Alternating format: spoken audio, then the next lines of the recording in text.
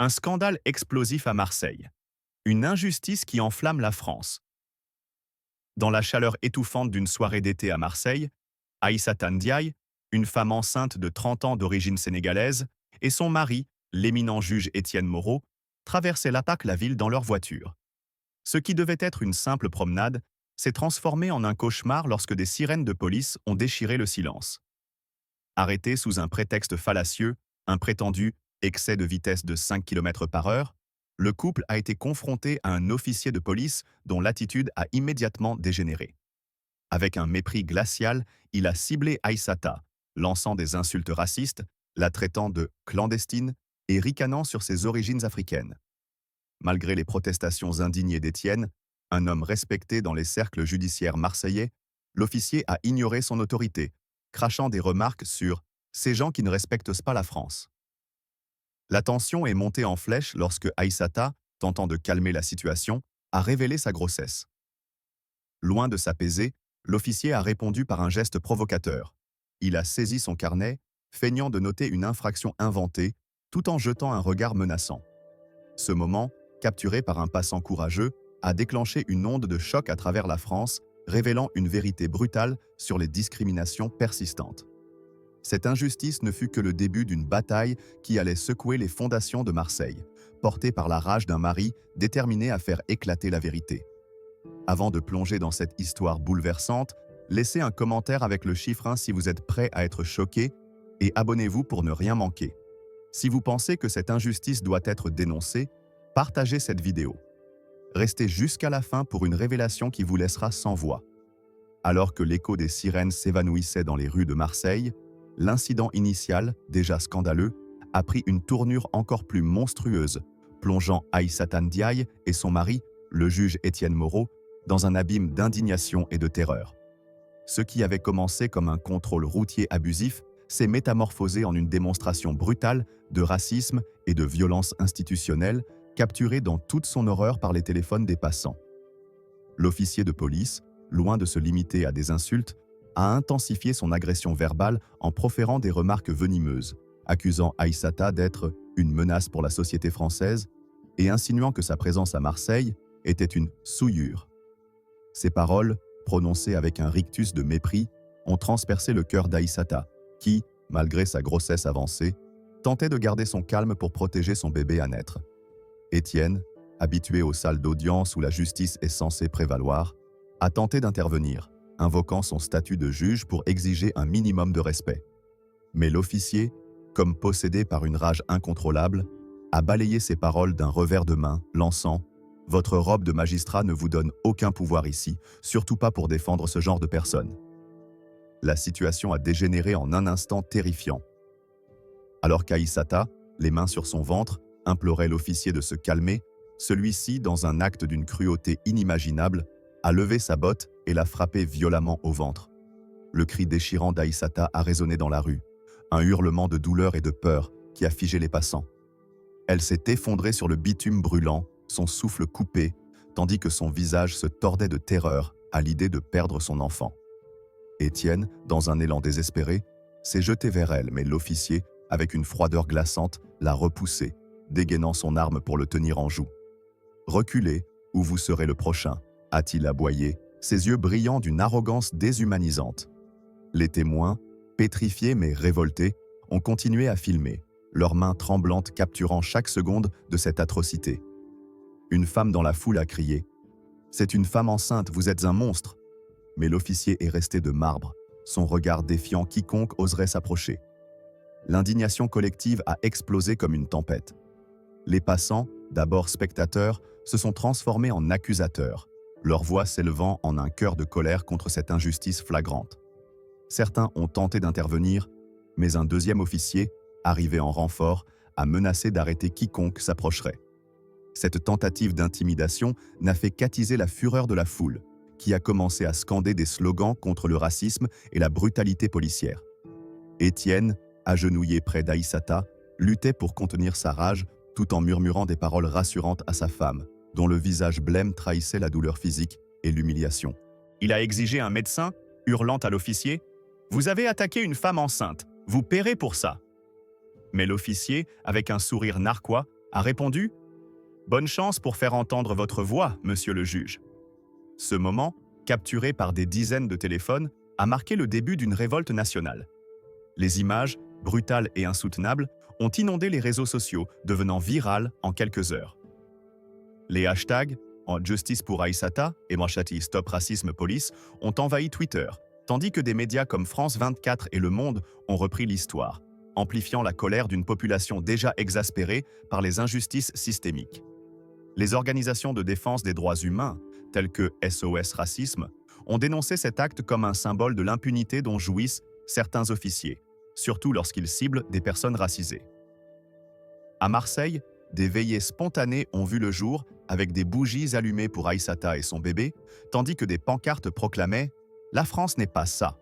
Pourtant, le silence initial des autorités locales, qui ont qualifié l'incident de « malentendu », n'a fait qu'alimenter la fureur populaire. Étienne, déchiré entre son rôle de protecteur et sa foi en un système judiciaire qu'il servait depuis des années, a juré de ne pas laisser cet acte impuni. Ce n'était plus seulement une affaire personnelle. C'était une guerre contre une culture de racisme et d'abus de pouvoir, une guerre qu'il était déterminé à mener jusqu'au bout, coûte que coûte. Alors que les images de l'agression brutale contre Aïssata Ndiaye se propagèrent comme une traînée de poudre sur les réseaux sociaux, l'horreur de cette nuit à Marseille s'est cristallisée en un moment de fracture pour la société française. Loin de se résorber, la tension a explosé en une vague de colère collective, alimentée par la cruauté d'un acte qui semblait défier toute humanité. Étienne Moreau, juge respecté et mari dévasté, se tenait au chevet de sa femme, dont le corps meurtri luttait pour protéger leur enfant à naître. Mais ce n'était pas seulement la douleur physique d'Aïssata qui le consumait. C'était l'humiliation, la déshumanisation et le racisme abject dont elle avait été victime sous ses yeux. Dans cet instant de chaos, alors que les passants continuèrent de filmer, leurs cris de révolte perçant l'air, Étienne a senti une fureur viscérale monter en lui, une rage qui transcendait son rôle de magistrat. Il a pris Aïssata dans ses bras, ses mains tremblantes caressant son visage, tandis qu'il murmurait des promesses de justice entre ses dents serrées. Mais l'officier responsable, toujours impassible, a osé le narguer. « Vous pensez que votre toge vous sauvera? Rentrez chez vous et oubliez ça. » Ces mots, comme un poignard, ont enfoncé Étienne dans une détermination implacable. La foule, désormais un torrent de voix indignées, s'est rapprochée, défiant les renforts policiers qui tentaient de disperser les témoins. Une jeune étudiante, brandissant son téléphone, a crié « Vous ne pouvez pas effacer ce que nous avons vu », tandis qu'un homme âgé, les larmes aux yeux, a ajouté « C'est une honte pour notre pays ». L'officier, acculé par les regards accusateurs, a tenté de justifier son acte en hurlant qu'Aïssata avait « résisté », une accusation absurde que les vidéos contredisaient violemment.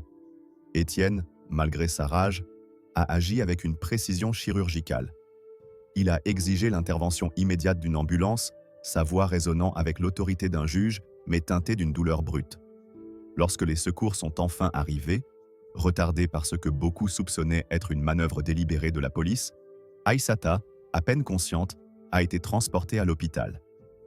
Étienne, menotté brièvement par les officiers pour obstruction, a été libéré sous la pression de la foule, qui scandait son nom comme un symbole de résistance. Ce qui a suivi a été une tempête médiatique sans précédent. Les images, brutes et insoutenables, ont envahi les écrans de France, des chaînes nationales comme France Info aux plateformes internationales.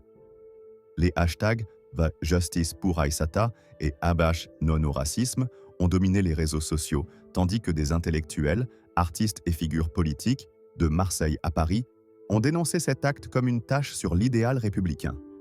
Une nouvelle dimension dramatique a émergé lorsque Étienne, en fouillant dans les archives judiciaires auxquelles son statut lui donnait accès, a découvert que l'officier impliqué, un certain capitaine Lefebvre, avait un dossier rempli de plaintes pour violences racistes, toutes étouffées par sa hiérarchie. Cette révélation, partagée lors d'une conférence de presse improvisée devant l'hôpital où Aïssata luttait pour sa vie, a fait l'effet d'une bombe. Étienne, les yeux rougis par l'épuisement et la colère, a déclaré « Cet homme n'est pas une exception. Il est le produit d'un système qui protège les siens au mépris des vies humaines. » Dans un rebondissement saisissant, un témoin anonyme, ancien collègue de Lefebvre, a contacté Étienne en secret, lui fournissant des enregistrements internes où des officiers plaisantaient sur leur méthode pour remettre les immigrés à leur place. Ces preuves, bien que risquées à divulguer, ont amplifié l'indignation nationale, transformant l'affaire en un scandale politique.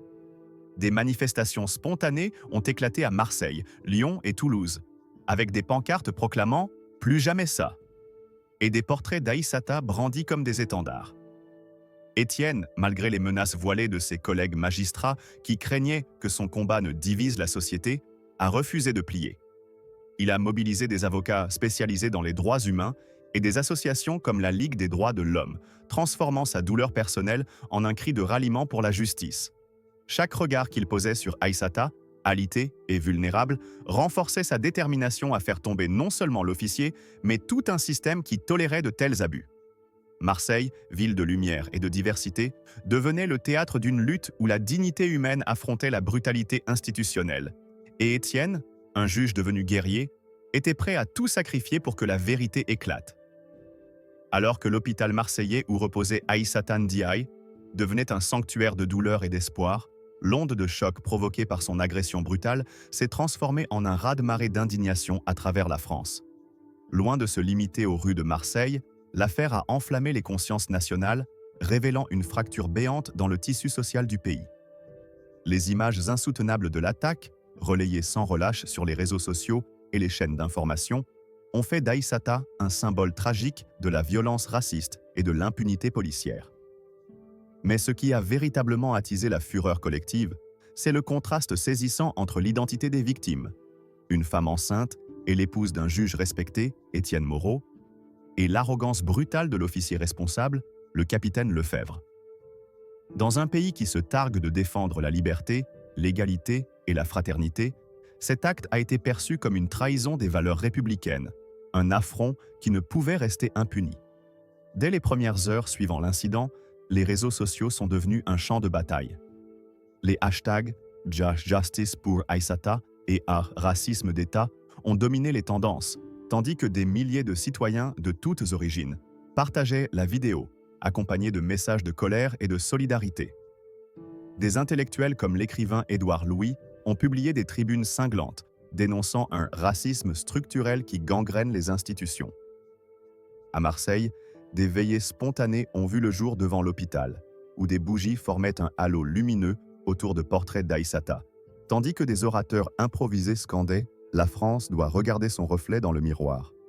Ce mouvement, organique et viscéral, a rapidement dépassé les frontières de la ville, touchant Paris, Lille et même les territoires d'outre-mer, où les communautés racisées ont vu dans cette affaire un écho de leur propre lutte. Un élément dramatique a ajouté une intensité nouvelle à la révolte. Une fuite anonyme a révélé que le capitaine Lefebvre avait été décoré, seulement un an auparavant, pour service rendu à la sécurité publique, malgré son historique de plainte pour violences racistes. Cette information, publiée par un journal d'investigation marseillais, a provoqué une onde de choc, alimentant l'idée que l'institution policière protégeait ses éléments les plus toxiques. Lors d'une émission télévisée sur France 2, un député local, sous pression, a tenté de minimiser l'incident, qualifiant l'attaque de « erreur isolée ». Cette déclaration a déclenché une vague de huées dans le public et des manifestations devant l'Assemblée nationale, où des pancartes proclamaient « Pas d'erreur, c'est un système ». La colère a atteint un point de non-retour lorsque la préfecture de police de Marseille a publié un communiqué laconique, refusant de suspendre Lefebvre en attendant l'enquête, une décision perçue comme une provocation. Dans un rebondissement saisissant, une coalition inattendue a émergé pour amplifier l'indignation. Des syndicats de magistrats, choqués qu'un juge comme Étienne soit traité avec un tel mépris, ont rejoint des associations comme SOS Racisme et des collectifs de quartiers populaires pour organiser des rassemblements massifs. À Marseille, la place du Vieux-Port s'est transformée en une mer humaine, où des familles, des étudiants et des travailleurs scandèrent le nom d'Aïssata, leur voix résonnant comme un défi à l'injustice. Un moment particulièrement poignant a marqué les esprits. Une chorale improvisée, composée d'enfants d'une école multiculturelle du quartier Noailles, a entonné une version réécrite de « La Marseillaise », transformant l'hymne en un cri pour la justice et l'égalité.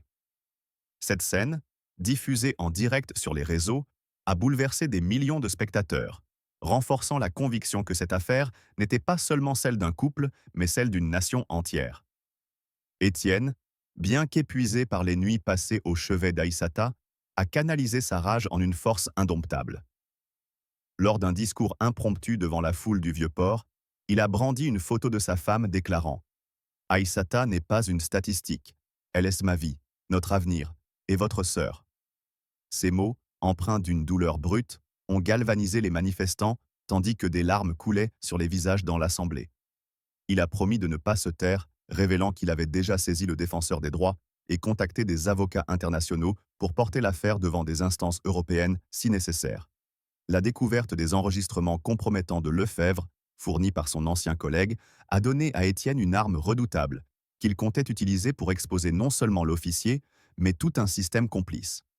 Marseille, ville de passion et de résistance, s'embrasait sous l'élan de cette colère partagée, et l'affaire Aïssata Ndiaye devenait le catalyseur d'un mouvement qui allait ébranler les fondations de la République. Alors que les rues de Marseille vibraient encore des échos des manifestations, Étienne Moreau, le juge devenu symbole de résistance, a transformé sa douleur en une croisade implacable pour obtenir justice pour sa femme, Aïssata Ndiaye. Loin de se contenter des promesses vagues des autorités, il a plongé dans une lutte qui allait ébranler les fondations d'un système policier gangrené par l'impunité et le racisme. Conscient que la fureur collective, bien que puissante, risquait de s'essouffler sans action concrète, Étienne a mobilisé son expertise juridique avec une précision redoutable. Dans les couloirs de l'hôpital où Aïssata luttait pour protéger leur enfant à naître, il a juré, les poings serrés, que l'officier responsable, le capitaine Lefebvre, et ceux qui le protégeaient ne s'en sortiraient pas indemnes. Ce n'était plus seulement une affaire personnelle, c'était une bataille pour la dignité, pour toutes les victimes invisibles d'un système qui tolérait l'injustice. Étienne a commencé par compiler un dossier accablant. Armé des vidéos virales de l'agression, des témoignages des passants et des rapports médicaux détaillant les blessures d'Aïssata, qui incluaient des risques graves pour sa grossesse, il a construit une affaire en béton.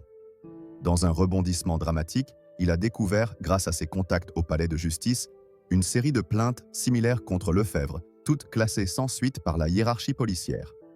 Ces documents, qu'il a obtenus au péril de sa carrière, révélaient un schéma de violence raciste répété, souvent ciblant des femmes et des minorités dans les quartiers populaires de Marseille. Étienne, enragé par cette découverte, a décidé de rendre ces informations publiques. Lors d'une conférence de presse organisée dans un café du Panier, entouré de journalistes et de militants, il a brandi les dossiers, déclarant d'une voix tremblante de colère « Ce n'est pas un incident isolé, c'est une machine qui broie les vies des plus vulnérables ». Pour amplifier son combat, Étienne s'est allié à des organisations de défense des droits humains, comme Amnesty International France et le collectif contre les violences policières. Ces groupes, galvanisés par son courage, ont mobilisé leur réseau pour diffuser les preuves à l'échelle nationale. Un moment particulièrement saisissant s'est produit lorsqu'Étienne a été invité à une émission en direct sur BFM TV. Face à un représentant de la police qui tentait de minimiser l'affaire, il a sorti un enregistrement audio explosif fourni par l'ancien collègue de Lefebvre. Dans cet enregistrement, on entendait des officiers rire en planifiant des contrôles musclés contre les indésirables dans les cités marseillaises. Le silence choqué du plateau, suivi d'un tollé sur les réseaux sociaux, a marqué un tournant. L'opinion publique, déjà indignée, a basculé dans une rage collective. Les hashtags le démasquons, la police et justice pour Aïssata ont explosé, tandis que des graffitis dénonçant Lefebvre apparaissaient sur les murs de Marseille. Dans une tentative désespérée de désamorcer la crise, la préfecture a annoncé une enquête interne. Mais Étienne, anticipant une nouvelle tentative de camouflage, a pris une mesure audacieuse. Il a organisé une rencontre secrète avec des avocats spécialisés dans les affaires européennes, préparant un recours auprès de la Cour européenne des droits de l'homme. Ce geste, risqué pour un juge en exercice, a envoyé un message clair. Il ne se contenterait pas de demi-mesures. Parallèlement, il a travaillé avec des militants locaux pour organiser des projections publiques des vidéos de l'agression, accompagnés de débats dans les quartiers comme La Castellane. Ces événements, où des habitants partageaient leurs propres expériences de brutalité policière, ont renforcé la solidarité communautaire. Une vieille femme, les larmes aux yeux, a raconté comment son fils avait été victime d'un contrôle violent similaire, ajoutant « Étienne, vous parlez pour nous tous ». La pression exercée par Étienne a commencé à fissurer le mur de silence institutionnel. Des fuites internes, ont révélé que plusieurs officiers, craignant d'être associés à Lefebvre, commençaient à collaborer avec les enquêteurs, livrant des détails sur une culture toxique au sein de la police marseillaise. Cette révélation a intensifié la colère nationale, avec des manifestations éclatantes à Paris, où des étudiants de la Sorbonne ont bloqué une avenue en scandant « Pas de justice, pas de paix ». Étienne, bien que épuisé par les nuits blanches et les menaces anonymes reçues par courrier, refusait de fléchir. Chaque regard qu'il posait sur Aïssata, toujours alité, renforçait sa conviction qu'il devait transformer sa douleur en un levier pour le changement. Son combat, désormais porté par des milliers de voix, devenait une force inarrêtable, prête à faire tomber les remparts de l'impunité à Marseille et au-delà. Alors que la lutte d'Étienne Moreau gagnait en ampleur, transformant la douleur d'Aïssata Ndiaye en un cri de ralliement national, un voile sombre s'est levé sur les coulisses du pouvoir à Marseille, révélant une conspiration insidieuse pour étouffer l'affaire. Loin de se limiter à un simple officier brutal, le capitaine Lefebvre, Étienne a découvert que l'agression contre sa femme n'était que la pointe visible d'un iceberg de corruption et de racisme institutionnel profondément enraciné. Dans les jours qui ont suivi son intervention télévisée explosive, où il avait révélé des enregistrements accablants, Étienne s'est heurté à une résistance acharnée de la part des autorités locales, déterminées à protéger leur image au détriment de la justice. Cette obstination a attisé une colère nationale déjà bouillonnante, transformant Marseille en un épicentre de révolte où chaque nouvelle révélation alimentait la fureur collective. Étienne, avec la détermination d'un homme dont la vie avait été brisée, a plongé plus profondément dans l'enquête, refusant de laisser les autorités dicter le récit. Grâce à son accès privilégié aux archives judiciaires et à des informateurs anonymes au sein même de la police, il a mis au jour un réseau de complicité qui protégeait Lefebvre. Dans un rebondissement saisissant, il a découvert un rapport interne, dissimulé par la préfecture, qui détaillait une série d'incidents similaires impliquant des officiers du même commissariat. Ces documents, marqués comme « confidentiels », révélaient que des plaintes pour violences racistes avaient été systématiquement ignorées, souvent accompagnées de notes manuscrites suggérant de ne pas faire de vagues. Étienne, enragé par cette découverte, a ressenti une douleur aiguë en pensant à Aïssata, toujours alitée, et aux innombrables victimes anonymes dont les voix avaient été réduites au silence. Il a décidé de frapper fort. Il a transmis ces documents à un journaliste d'investigation du Monde qui a publié un article explosif intitulé « Marseille, la police sous le masque du racisme ». Cette révélation a déclenché un séisme politique. À Marseille, des foules en colère ont convergé vers le commissariat central, brandissant des pancartes proclamant « Assez de mensonges, justice pour Aïssata ». Dans un moment de tension dramatique, un groupe de jeunes activistes a tenté d'entrer dans le bâtiment, exigeant des explications, mais ils ont été repoussés par des gaz lacrymogènes, une réponse qui n'a fait qu'amplifier l'indignation. À Paris, l'affaire a atteint l'Élysée, où le président, sous pression, a été forcé de commenter l'incident, qualifiant l'agression de inacceptable tout en évitant de condamner directement la police. Cette tiédeur a été perçue comme une insulte et des manifestations ont éclaté dans la capitale, où des étudiants ont peint des slogans sur les murs de la place de la République. La République protège-t-elle ses citoyens ou ses bourreaux? Un élément particulièrement choquant a émergé lorsqu'Étienne a reçu une lettre anonyme, glissée sous la porte de son bureau au palais de justice. Écrite en lettres majuscules, elle contenait une menace explicite. Abandonnez, ou vous et votre femme le regretterez. Loin de l'intimider, cette tentative de chantage a galvanisé Étienne. Il a partagé la lettre avec les médias, déclarant lors d'une interview sur France Inter « Ils pensent pouvoir me faire taire avec des menaces, mais chaque mot qu'ils écrivent est une preuve de leur culpabilité. » Cette audace a captivé l'opinion publique, transformant Étienne en une figure héroïque, un juge qui risquait tout pour la vérité. Dans un geste audacieux, il a organisé une marche silencieuse à travers Marseille, où des milliers de personnes, tenant des bougies, ont défilé jusqu'à l'hôpital où Aïssata se battait pour récupérer. Une vieille femme, tenant la main de sa petite fille, a murmuré à Étienne « Vous nous redonnez espoir, monsieur le juge ». La pression croissante a forcé la préfecture à suspendre Lefebvre, mais Étienne savait que cette mesure était cosmétique. Il a intensifié ses efforts, collaborant avec des avocats internationaux pour préparer un dossier contre l'État français devant la Cour européenne des droits de l'homme. Dans un moment de haute tension, Il a été convoqué par un haut responsable du ministère de l'Intérieur qui lui a suggéré de calmer le jeu pour préserver l'unité nationale. Étienne, les yeux brillants de colère, a répondu « L'unité nationale ne vaut rien si elle repose sur l'oppression des plus faibles ». Cette confrontation, relayée par un fonctionnaire anonyme, a renforcé l'image d'Étienne comme un homme défiant un système corrompu. À Marseille, les murs se sont couverts de fresques en hommage à Aïssata, tandis que des artistes locaux ont composé des chansons dénonçant les abus policiers. Étienne, porté par cette vague de soutien, a transformé sa douleur en une force inarrêtable, jurant de ne pas s'arrêter tant que justice ne serait pas rendue, non seulement pour Aïssata, mais pour toutes les victimes d'un système qui trahissait les idéaux de la République. Alors que les révélations d'Étienne Moreau exposaient les entrailles d'un système policier corrompu, Marseille s'est transformée en un véritable volcan d'indignation, prêt à exploser sous le poids de l'injustice infligée à Aïssata Ndiaye. Loin de se contenter de promesses creuses ou de suspensions symboliques, Étienne a orchestré un mouvement d'une ampleur sans précédent, transformant sa douleur personnelle en une révolte collective qui a ébranlé les fondations de la société française. Dans une ville connue pour sa diversité et son esprit rebelle, l'affaire Aïssata est devenue un cri de guerre, un appel à démanteler un système qui protégeait les bourreaux tout en écrasant les victimes. La colère, alimentée par les preuves accablantes contre le capitaine Lefebvre et ses complices, a atteint un point de rupture, propulsant Étienne au cœur d'une tempête où la justice et la vérité étaient en jeu. Le point culminant de cette révolte s'est matérialisé lors d'une manifestation massive organisée par Étienne sur la Canebière, l'artère emblématique de Marseille. Contrairement au rassemblement précédent, marqué par des bougies et des chants, cette marche a pris une tournure explosive, reflétant une fureur contenue trop longtemps.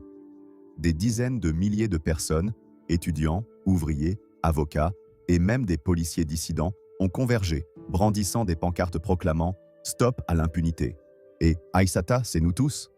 Étienne, debout sur une estrade improvisée, a prononcé un discours qui a électrisé la foule. Les larmes aux yeux, il a pointé du doigt le commissariat au loin, déclarant « Ils pensent pas que nous nous tairons, mais chaque coup porté à Aïssata est un coup contre notre humanité. Nous ne plierons pas ». Ces paroles, amplifiées par des haut-parleurs, ont déclenché une clameur assourdissante, tandis que la foule scandait son nom, transformant le juge en un symbole vivant de résistance. Dans un rebondissement dramatique, la manifestation a frôlé le chaos lorsque des unités anti-émeutes, déployées par la préfecture, ont tenté d'encercler les manifestants. Armés de boucliers et de matraques, les officiers ont chargé, lançant des gaz lacrymogènes qui ont enveloppé la Canebière d'un nuage âcre. Mais dans un acte de défi inattendu, un groupe de jeunes issus des quartiers populaires a formé une chaîne humaine pour protéger Étienne qui refusait de quitter l'estrade. Une femme, tenant une photo d'Aïssata, a crié « Vous ne nous ferez pas taire, pas cette fois !» Ce moment, capturé par des drones et diffusé en direct sur les réseaux sociaux, a galvanisé l'opinion publique, transformant la manifestation en un symbole mondial de lutte contre l'injustice raciale. Les images d'Étienne, entouré par une foule déterminée à le défendre, ont fait le tour du globe, reprises par CNN et la BBC, qui ont qualifié l'événement de « soulèvement historique ». Un élément particulièrement saisissant a émergé lorsque des hackers anonymes, inspirés par le combat d'Étienne, ont piraté le site officiel de la préfecture de Marseille. Ils ont publié des échanges internes entre officiers supérieurs, révélant des instructions explicites pour minimiser l'affaire Ndiaye et discréditer le juge Moreau. Ces fuites, authentifiées par des experts indépendants, ont provoqué un scandale national, forçant le ministre de l'Intérieur à s'exprimer publiquement.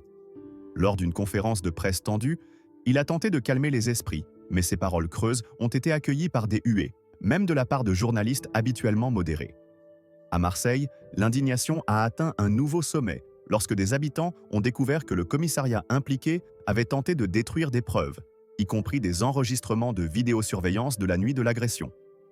Cette tentative de sabotage, dénoncée par un lanceur d'alerte interne, a renforcé la conviction qu'Étienne affrontait non pas un individu, mais une institution entière.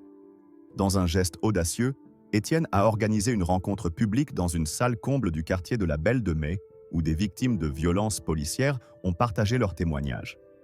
Une jeune femme d'origine algérienne a raconté, en pleurs, comment elle avait été brutalisée lors d'un contrôle d'identité, tandis qu'un père de famille a décrit la peur quotidienne de ses enfants face aux patrouilles. Ces récits, amplifiés par la présence de caméras, ont humanisé la lutte, rappelant que l'affaire Aïssata n'était pas un cas isolé. Étienne, bouleversé mais inflexible, a promis à la foule: chaque histoire que vous partagez est une arme contre leur silence. Nous gagnerons, pour Aïssata et pour vous tous. Ce moment de communion a transformé la colère en un mouvement uni, où des citoyens ordinaires se sont joints à des avocats et des militants pour exiger des réformes structurelles. La pression exercée par Étienne et la foule a commencé à fissurer l'armure des autorités. Le préfet de Marseille, sous le feu des critiques, a été contraint de s'excuser publiquement, tandis que des enquêtes indépendantes ont été lancées sous la supervision d'organisations internationales. Lefebvre, désormais suspendu, a fait face à des accusations criminelles. Mais Étienne savait que la véritable victoire résidait dans un changement systémique. Il a continué à collaborer avec des avocats européens, préparant un dossier pour la Cour de Strasbourg, tout en organisant des ateliers communautaires pour éduquer les citoyens sur leurs droits. Marseille, portée par cette vague de résistance, est devenue un phare pour les luttes contre l'injustice à travers la France, et Étienne, malgré les menaces et l'épuisement, est resté un roc, déterminé à transformer la douleur d'Aïssata en un héritage de justice. Alors que la Canebière résonnait encore des échos des cris de justice, l'onde de choc provoquée par le combat d'Étienne Moreau et la souffrance d'Aïssata Ndiaye a atteint un point d'orgue, marquant un tournant dans l'histoire de Marseille et de la France entière. Loin de s'éteindre dans l'ombre des compromissions institutionnelles, la révolte déclenchée par l'agression brutale d'Aïssata s'est transformée en un mouvement national, un cri de ralliement contre l'injustice raciale et l'impunité policière.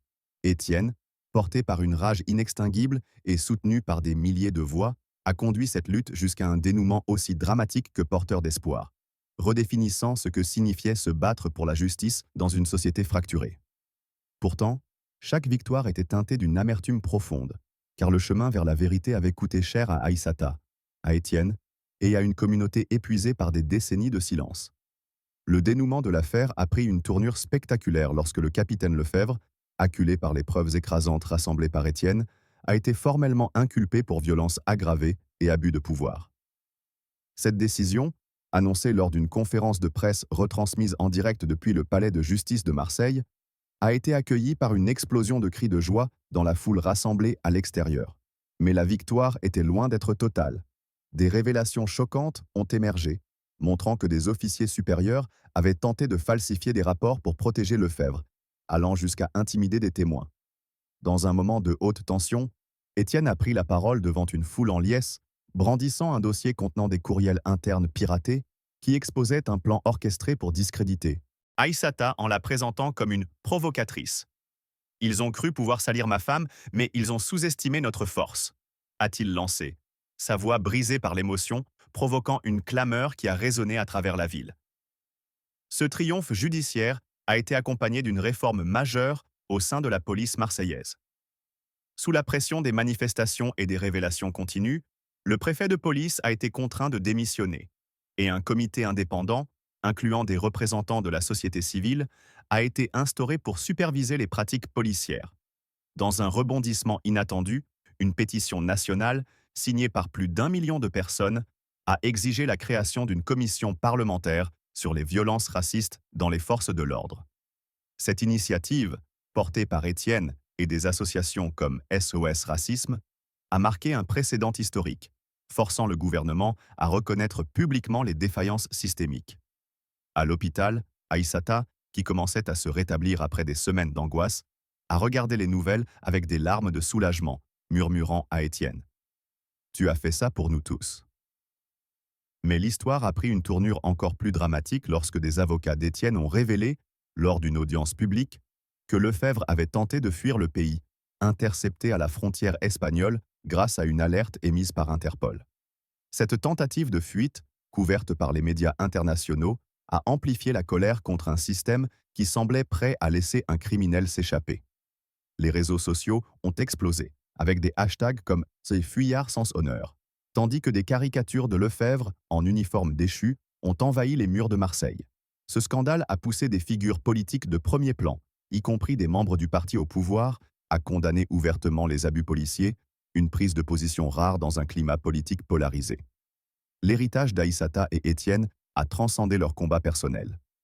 Dans les quartiers populaires de Marseille, des centres communautaires ont vu le jour, portant le nom d'Aïssata où des ateliers sur les droits citoyens et la lutte contre les discriminations étaient organisés. Une fresque géante, peinte sur un mur du quartier Noailles, représentait Aïssata tenant son ventre avec les mots « Pour toi, nous continuons ». Ce symbole a inspiré des mouvements similaires à travers la France, de Lyon à La Réunion, où des communautés ont commencé à documenter leurs propres expériences de violences policières. Étienne, malgré les menaces persistantes et les pressions de collègues qui le qualifiaient de traître à l'institution, est resté inflexible. Il a créé une fondation en l'honneur d'Aïssata, dédiée à soutenir les victimes de brutalités policières, offrant des bourses juridiques et un accompagnement psychologique. Pourtant, la victoire d'Étienne était teintée de douleur. Chaque regard qu'il posait sur Aïssata, désormais marqué par le traumatisme, lui rappelait le coût de leur lutte. Lors d'une cérémonie émouvante à l'hôpital, où Aïssata a enfin pu tenir leur nouveau-né, un garçon nommé Amadou, Étienne a pris la parole devant une petite foule de proches et de militants. « Ce combat n'est pas fini », a-t-il déclaré, la voix tremblante. « Amadou grandira dans un monde où nous devons encore nous battre pour la justice, mais il saura que sa mère et son père n'ont jamais baissé les bras. » Cette image, diffusée à la télévision nationale, a touché des millions de cœurs, transformant l'affaire en un symbole durable de résilience. Marseille, et la France entière, portaient désormais l'empreinte d'Aïssata et Étienne, un couple qui avait transformé une tragédie en un cri pour la dignité, défiant un système pour redonner espoir à une nation.